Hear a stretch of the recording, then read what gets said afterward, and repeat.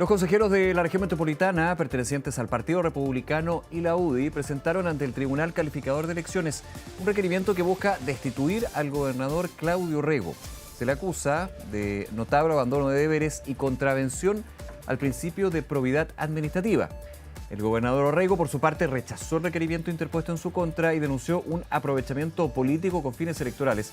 Vamos a hablar de este tema. Estamos justamente con uno de los consejeros, Ignacio Dulger, jefe de la bancada de consejeros republicanos. Muchas gracias por acompañarnos. Bienvenido. Muchas gracias por estar acá y feliz de poder hablar del tema que nos compete a todos. De hecho, hace un tiempo estuvimos, cuando ya la primera arremetida, podríamos decir, estuvimos conversando justamente en Noticias 24. Es bueno también ir actualizando la visión que tienen ustedes. Pero déjame comenzar primero, Ignacio, por lo que dice el gobernador Orrego. Perfecto. Que aquí hay un aprovechamiento político electoral. Me imagino que tú vas a decir que no. ¿Por qué? Mira, la situación es bastante simple. Si esto fuera aprovechamiento político, nos habríamos quedado en la mera declaración de prensa, en la mera, por así decirlo, discusión a través del diario o a través de los plenos o a través de las comisiones, sino que esto ha sido un trabajo riguroso desde que nosotros asumimos a inicios de año, en los cuales nosotros participamos en la Comisión de Control de Gestión, en los cuales nosotros realizamos una serie de oficios, en los cuales nosotros señalamos una serie de irregularidades, y cuando nosotros estamos haciendo nuestra carpeta de situaciones complejas, porque recuerdan un poco el escenario con el cual se asume este nuevo ciclo político, se asume... Claro, la segunda administración en este caso como gobernador de Claudio Rego. La segunda administración comienza con un grado de desconfianza, con todo lo que había pasado con Procultura, con todo lo que había pasado con el tema convenio, con todo lo que había pasado con la situación en torno al manto de desconfianza que está en torno a todos los gobiernos regionales. Esa es la situación con la cual nosotros asumimos. Y el mandato que nos pidió a nosotros la gente fue, por favor, fiscalicen. Aquí están pasando cosas raras, aquí hay desvíos de fondo, está completamente sindicado buena parte de lo que era Revolución Democrática, lo que era Alberto Larraín. Hay una situación que es bastante compleja. Eso por el punto Procultura. Eso para el punto de Procultura. Y nosotros en la mitad de la investigación, cuando nosotros todavía no hablábamos prácticamente de ninguno de los puntos que estaba hablando, aparece el informe de la Contraloría. Aparece un informe de junio, aparece un informe de mayo. Junio, claro, mayo, junio fueron los informes. Exacto, de Contraloría, pero hablaban de distintas gobernaciones, entre ellas la metropolitana. El informe de junio habla exclusivamente de la gobernación, exclusivamente de la región metropolitana. El de mayo habla de 5, si no me y equivoco. habla de la corporación de la región metropolitana. De la corporación. Tú tienes informes que son por cada región, entonces van a ir apareciendo los informes por cada región, pero en estos dos informes en concreto, lo que tú tienes es un trabajo completo, contundente, donde se entrega una bilateralidad a la gobernación. Este informe incluye ya una respuesta a la gobernación. Se le entrega a la gobernación la oportunidad de contestar. Y la gobernación utiliza ese derecho. La gobernación contesta, entrega su descargo ante los cargos que hace la Contraloría, y la Contraloría emite... Voy a hablar más del informe de junio, para no exclusivamente de la gobernación metropolitana. Uno es gobernación y el de mayo es de la corporación. Perfecto. Ambos de la región metropolitana, porque en uno es gobernador Claudio Rego y el otro es presidente de la corporación. Entonces son ambos en torno a Claudio Rego. Pero el informe de junio es el informe un poco más contundente, porque el otro son cuestiones de doble rendiciones, triple rendiciones, cuestiones contables, asientos contables, Excel más, Excel menos, boletas más, facturas menos. Entonces, pueden haber errores administrativos. Exactamente. Entonces hay una cuestión que es mucho más... que se subsanan, y la alerta de Contraloría de aquí hay eventualmente un error, hay un error. En el informe de Contraloría tú tienes varias cosas. El de junio. Sí. Tienes primero algunas cosas donde le dice a la gobernación, mira, sabes que aquí no hay ningún problema, tienes algunos días para tú poder subsanarlo. En otros le entrega recomendaciones para decir, oye, aquí hay un problema, pero sabemos que en el fondo la administración tiene bastantes problemas en general, entonces esto se puede solucionar con estos mecanismos, algunas cosas, algunas recomendaciones. Perfecto. Pero en el caso de, por ejemplo, lo que es el coaching ontológico, el de Vera y asociados con respecto a que se utilizó para hacer menciones, comentarios y asignaciones con respecto a la campaña, ahí la Contraloría es muy clara y uno lo puede ver en las páginas 70 a 75, en donde dice, aquí hay una contravención grave. Esto antes que dejara el cargo de gobernador para buscar la reelección antes de una campaña. Exactamente. Esto es antes, o sea, cuando era gobernador en su primer periodo. Estos son los meses antes, y de hecho son pocos meses antes de la campaña, porque incluso hablan de Pancho Rego, hablan de Macarena Santelice, hablan de la figura de Milei, por ejemplo, hablan de cómo, por qué si Claudio Rego está marcando tanto en las encuestas, no marca, por ejemplo, en la elección presidencial. Hablan, por ejemplo, de fomentar la figura de Claudio, hablan de la campaña, hablan del equipo de campaña y discuten ampliamente cuestiones que son de la campaña con recursos del gobierno regional. Sí, déjame detenerme ahí un segundo. Me puedo equivocar, creo que no. Recuerdo lo que fue la explicación que entrega si no me equivoco, en la sesión del Consejo, el gobernador Claudio Rego, o en una entrevista, no recuerdo muy bien, ahí pido disculpas, pero hablaba de que este coaching consideraba también lo que era la coyuntura, la contingencia y por ende también la contingencia política. Y eso justificaría finalmente esto. Esa es la opinión de Claudio Rego, opinión que él ya entregó a la Contraloría. Por eso yo digo con bastante claridad que tú tienes un proceso que inicia la Contraloría, que le entrega la posibilidad de hacer descargos a la gobernación, y una vez hechos los descargos, la Contraloría dictamina. Y la resolución a la que llega la Contraloría es muy sencilla y no da lugar a interpretaciones. Aquí hay una contravención grave al principio de probidad administrativa, y va a enviar los antecedentes al Ministerio Público y además va a iniciar un proceso sancionatorio. O sea, la Contraloría ya declaró. O sea, más allá de una opinión más o una opinión menos, la opinión de la Contraloría es clara. La opinión de la Contraloría no es la opinión de un senador, no es la opinión de un diputado, no es la opinión de una persona... El órgano fiscalizador en este caso. Es el órgano fiscalizador, justamente, es el órgano contralor. Es el órgano que se encarga que autoridades como Claudio Rego se sujeten a la ley. Y en esa opinión nos entrega un mandato, porque ahí mismo cita la norma de destitución. Y no tiene la Contraloría la facultad de realizar la destitución. La facultad de la destitución, o la de cesación del cargo, mejor dicho, es del Tribunal Calificador de Elecciones y es con 1/3 de los consejeros regionales. Cuando nosotros hicimos el anuncio, fue en base, en primera instancia, con este informe. Y con este informe nosotros armamos un equipo de abogados, nos contactamos con las otras bancadas, hicimos invitaciones para hacer una investigación, pero con el informe a mano, diciendo, nosotros vamos a entregar el requerimiento porque tenemos este informe. En el curso del mes vamos a iniciar otros elementos, otras investigaciones, otras indagatorias para agregar más cosas. Y con eso terminamos llegando a más de 15 imputaciones que estamos haciendo al gobernador, todas relacionadas a probidad y todas relacionadas a, ¿cómo se llama esto?, a falta de control. Lo que estaba viendo en el gobierno es falta de control. Falta de control. Y también notable abandono de deberes. ¿En qué se representa ese punto en particular? El notable abandono de deberes es precisamente la contraprestación, o mejor dicho, la consecuencia natural de esta falta de control, en el que tú tienes esta situación en la que tú no controlas lo que estás haciendo, tú no registras lo que estás haciendo, tú no generas las protecciones propias del cargo. No estás cumpliendo con tu deber al no no estás hacer cumpliendo con tu deber, Okay. exactamente. Entonces tú tienes ciertas situaciones... Es que para que se entienda, no es que haya dejado de trabajar o cumplir las funciones como gobernador. Exactamente. O sea, el nombre puede sonar incluso más grave, o incluso hay personas que confunden este tema y empiezan a decir que nosotros estamos imputando delitos, que estamos imputando corrupción, dicen republicanos, los republicanos se suman, por ejemplo, a lo que es el tráfico de influencia o al fraude al fisco que está Claudio Rego.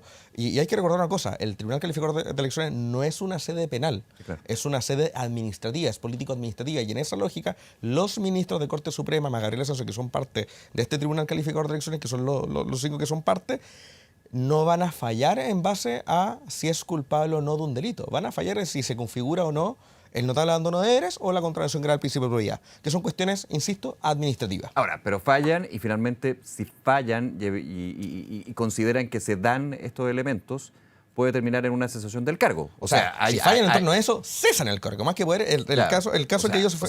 si 3 votos votan a favor... Hay una definición y una sanción, digamos. Exactamente, la sanción es la destitución del gobernador en caso de que al menos 3 ministros digan aquí se ha configurado la causal de gravedad o la de abandono de deberes. ¿Con que se cumpla una? Exactamente, con solamente un cargo que se acepte, queda cesado en el cargo. Ya. Tú me decías al comienzo, vuelvo a la reacción de Claudio Rego, que ha sido también lo que ha mencionado en otras ocasiones, aquí en conversación con 24 horas en su minuto también. Aprovechamiento político electoral. Tú mencionabas, no puede ser aprovechamiento porque podríamos haber quedado solamente en la declaración. Aquí hay contenido, viene desde la Contraloría. Y él dice electoral, porque estamos en un año electoral. ¿Cómo entenderías tú que puede configurarse lo que está acusando el gobernador regional? Es bien raro lo del tema electoral, porque en el fondo aquí tú tienes 2 bancadas que tienen de hecho candidatos diferentes, pero la fundamentación que está en este escrito es propiamente varias cosas. Primero, lo que hablamos del informe de junio, está el informe de mayo, están las pesquisas que hemos hecho en la Comisión de Control de Gestión, están los oficios que hemos hecho en la Gobernación, que hemos tenido respuestas no favorables o incluso respuestas en donde nosotros hemos visto una omisión de información. Y hay cuestiones que son manifiestas, y eso es lo importante entender. El verdadero aprovechamiento que se da es el aprovechamiento que se da de los recursos de la Gobernación para fines personales. Y eso es una cosa que nosotros, por el deber que tenemos de fiscalización, es por el cual nosotros motivamos nuestro actuar. Para algunos botones de ejemplo, tú revisas las redes de la gobernación, las redes de Claudio Rego, son redes que prácticamente se entretejen, donde se potencia fuertemente la figura del gobernador y donde tú ves en donde prácticamente el gobernador es el personaje de la gobernación. Ahora, esto pasa en los municipios, esto pasa en las reparticiones públicas porque hay una persona que representa la institución. Y ahí hay un problema. Pero hay un problema ya de sistema, digamos. Exactamente. No en este caso particular. No solamente en un caso particular. Aquí ha sido un problema bastante grave y donde fue muy clara la Contraloría o donde fue un caso bastante más, por así decirlo, mucho más patente fue en el caso de Katy Barriga, porque ya llegaba a ser obscena en el fondo la sacralización en el fondo de la figura de la alcaldesa. Y ustedes van un paso más allá, porque cuando Claudio Rego deja su cargo para ya la campaña oficial, digamos, y queda un subrogante, acusan en este requerimiento, y explícame bien eso, de que el subrogante habla siempre de el gobernador Claudio Rego nos dijo que teníamos que hacer esto, otro. Él lo hace constantemente. Pero yo voy a la lógica. O sea, va a ser subrogante, pero tienes que seguir con lo que ha sido la administración de 4 años, ¿no? ¿Cuál es el problema ahí? Tú no tienes que ser solamente un continuador, tú tienes que ser de la persona, tú tienes que ser un continuador del órgano. Esa es la importancia y la diferencia y algo que no entienden ni los alcaldes ni los gobernadores. Esto no gira en torno a la figura personal del alcalde o del gobernador con nombre y apellido, sino es el órgano alcalde, es el órgano gobernador. Y en ese sentido, no es que Claudio Rego entregue lucas a la municipalidad, es la gobernación, es el consejo regional, es el organismo gobierno regional. De no hecho, es Claudio Rego de su bolsillo. Esos recursos lo tiene que aprobar el consejo regional. No es la petición del gobernador la que lo hace, entendiendo que más encima la figura de Gallardo, que es el administrador regional, que es el subrogante en este caso, es una figura de confianza, es una persona cercana y como consta, por ejemplo, en el coaching ontológico, aparece como una persona con este manejo político. Él lo que hace es transmitir un mensaje personal.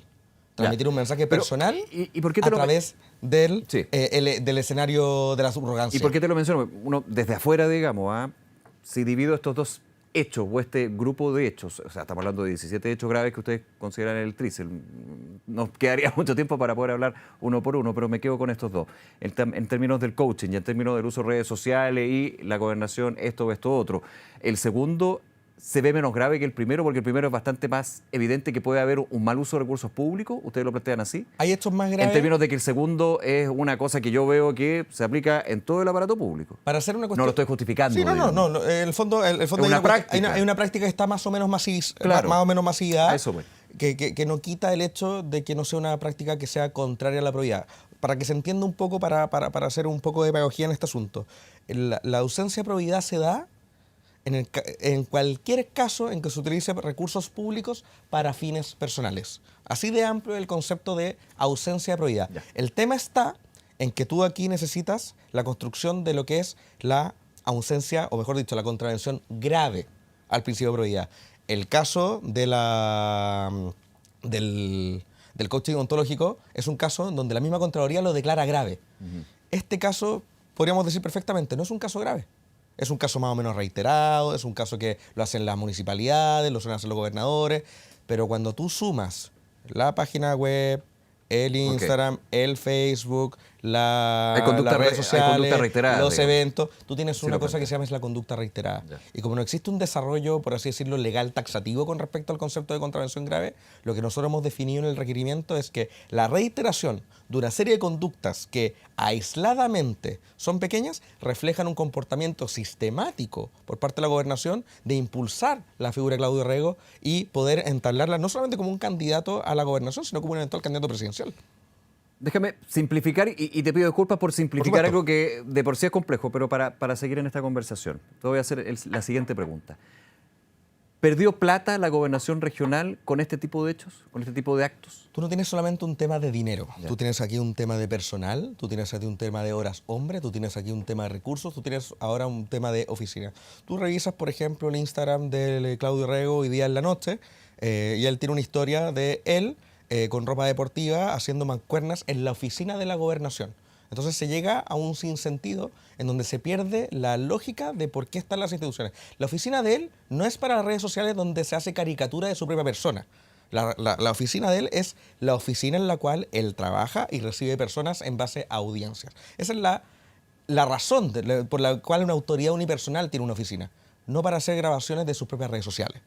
No para hacer grabaciones de él haciendo deporte en la oficina. Pero no es hilar muy fino en términos de que el mensaje puede estar relacionado, yo no he visto el video, desconozco, pero con la vida sana y con lo que promueve también una gobernación regional en términos de sus ciudadanos. No es un tema Estoy pensando en lo que son los videos que yo he visto tantas veces de un Claudio Rego u otras autoridades locales. No es un tema de hilar fino, es un tema de cuidar los recursos que son públicos y cuidar las instituciones. Y por eso digo, aquí hay personal involucrado, aquí hay oficinas, aquí hay horas hombre, aquí no es un tema... Probablemente no hay un desvío de fondos, que es lo que dice muchas veces Claudio Rego, en decir como yo no me he llevado un peso. No estamos hablando de desvío de fondos. Yo no me he enriquecido con esto. Y puede ser verdad. Eso es una arista penal que no es la arista que nosotros estamos investigando. Si hubiera desvío de fondos, nosotros estaríamos hablando de otros delitos y esto es lo que está persiguiendo. O sea, estaría entregando los antecedentes a la Fiscalía. Exacto. Que de hecho hay una investigación. Que es lo que pasó, de hecho, y lo que están haciendo en el fondo a través de Procuratura y Fiscalía. Pero eso es otro tema. Ya. Lo que nosotros estamos pidiendo pidiendo al tribunal es la aclaración del tema administrativo. Ya, y el tema administrativo... Para tenerlo súper claro, en el requerimiento al tribunal, y para que quede súper claro en esto, ¿sí? No está considerado el caso Procultura. Tenemos breves menciones, pero no con respecto a la arista penal, sino la arista con respecto a lo rápido que se hicieron ciertas gestiones, con respecto a por qué se le entrega tanto dinero en una sola erogación, en el fondo con un solo cheque, a un proyecto que se hace de forma tan rápida y una persona que tenía tanta confianza. Que el gobernador ha dicho que en ese proyecto, que era en medidas preventivas contra el suicidio, si no me equivoco, o salud mental en general, participaron otras fundaciones también, no solamente Procultura. Exactamente. El tema, por eso insisto, el tema no es que Alberto Larraín llegó y se llevó las lucas. Nosotros no estamos diciendo que Claudio Rego es cómplice de eso. Eso lo determinará los tribunales según la investigación de Fiscalía. Lo que nosotros estamos diciendo es cómo un proceso de tantos dinero se hizo de una forma tan rápida y con tan poco control para permitir que alguien como Alberto Larraín se pueda llevar el dinero de una forma tan simple e incluso meter el dinero en fondos mutuos, enriquecerse previamente a habérselo llevado. Esa es la imputación que nosotros estamos haciendo. Y por eso hablamos no solamente del tema de probidad de usar recursos públicos para cuestiones privadas, sino también de la ausencia de control. Este es un caso patente de cómo la ausencia de control permite que una persona de confianza de Claudio Rego, porque estamos hablando, no es un desconocido, una persona que conocía a Claudio Rego hace muchos años cuando era incluso alcalde de Peñalolén, se pueda llevar los recursos de una forma tan fácil. ¿Cómo no existían los mecanismos para que esto se pudo haber evitado? Ahora, se podrá acusar, estoy no inventando, estoy como pensando lo que podría ser un argumento, cuando se habla de falta de control y que termina con estas situaciones.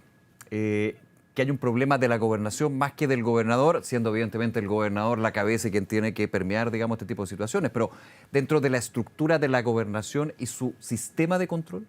El tema es que la gobernación la arma prácticamente Claudio Rego. El primer gobernador. El primer gobernador y el primer pregobernador. Estamos hablando de que era intendente, el intendente que habilitó prácticamente la gobernación, fue gobernador, el primer gobernador, es el segundo gobernador, y prácticamente los equipos que existen hoy día fueron armados por él y lo llevan acompañando por muchos años. No podría argumentar eso, no sé si es la argumentación de él, pero me estoy adelantando. Entonces tú tienes un acceso, porque él conoce a los equipos, participa con ellos, reciben órdenes de ellos, muchos de ellos trabajaron con él hace muchos años. Estamos hablando de Alberto Larraín en Peñalolén, estamos hablando de Mayuri también en Peñalolén, estamos hablando del gerente de la corporación, que es Jaime Pilowski, que también es parte de su equipo también por año. Estamos hablando de personas que no son nuevas en política. Esto se podría entender, por ejemplo, para hacerse una idea, si fuera un alcalde que acaba de asumir y lleva 6 meses. Y es su primera vez en el ejercicio público. Que podría decir, ¿sabes qué? Esta persona podría tener un grado de desconocimiento o que sus equipos, en el fondo, lo están engañando o lo están ocultando información. Aquí estamos hablando de equipos armados, formados, y que son parte del universo de Claudio Rego por más de 30 años algunos. 30 años, 20 años, 10 años. No estamos hablando de una persona nueva en política. Estamos hablando de una persona que tiene 35 años de carrera de servicio público y que él armó prácticamente la gobernación regional. Ya, su juicio no podría acusar desconocimiento. Sería una falta de la inteligencia y sería algo bastante burdo para decir a los jueces del tribunal. Ignacio, ustedes presentan este requerimiento al Tribunal Calificador de Elecciones junto a consejeros de la UDI, no así de Renovación Nacional. Escuchábamos declaraciones hace un ratito y apuntaba la consejera regional a que ellas van a esperar la comisión investigadora. Hay una investigación dentro del CORE. ¿Por qué no esperar, digamos, esa comisión investigadora? Hay dos cosas. Primero, este requerimiento fue firmado por los 11 consejeros del Partido Republicano, los 4 consejeros de la UDI y una consejera de Renovación Nacional que ya prestó la firma porque entendió la importancia de poder presentar esto con una celeridad. Cuando hablamos de justicia, cuando hablamos de fiscalización, los tiempos son muy importantes. Cuando la justicia llega tarde, no llegó. Estamos hablando que es un requerimiento que, cuando nosotros revisamos el de Gris Naranjo, se demoró más de 1 año y medio en investigar si llegaron a una solución. En Coquimbo. En Coquimbo. Estamos hablando de la gobernación de Coquimbo. Cuando nosotros evaluamos la posibilidad de esperar a la comisión investigadora, nos sentamos, vimos un ánimo dilatorio. Nosotros lo que vimos fue el aumento de los plazos, y cuando tú tienes los plazos, por así decirlo, legales, los plazos administrativos, que en el fondo que son los hábiles administrativos, que son más amplios que en el fondo que los hábiles normales. Entonces, claro, porque son prorrogables, me imagino. Exactamente, entonces tú puedes en el fondo ir pidiendo algunas cosas, se demoran. Ahora, ¿pero quiénes dilatan? ¿A juicio de ustedes? Nosotros creemos ¿Y quiénes son los integrantes de la comisión? Nosotros creemos, y una de las cosas que aparece en el requerimiento, que los que están dilatando son del equipo del gobernador. Estamos hablando del abogado, estamos hablando de la ministra regional, estamos hablando de personas que se les ha solicitado la información y directamente no la han entregado, la entregan a medias, la entregan mal o incluso dicen que no existe.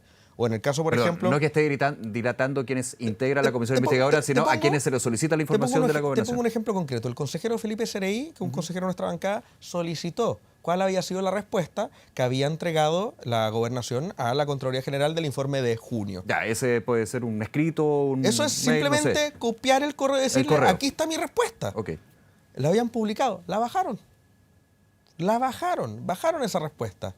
Nosotros no teníamos conocimiento del informe de junio e incluso en la sesión 11 del 11 de junio de este año, el gobernador Orrego dijo claramente que no existía ningún proceso en Contraloría que estuviera evaluando la situación de la corporación. Y después aparece el informe de mayo.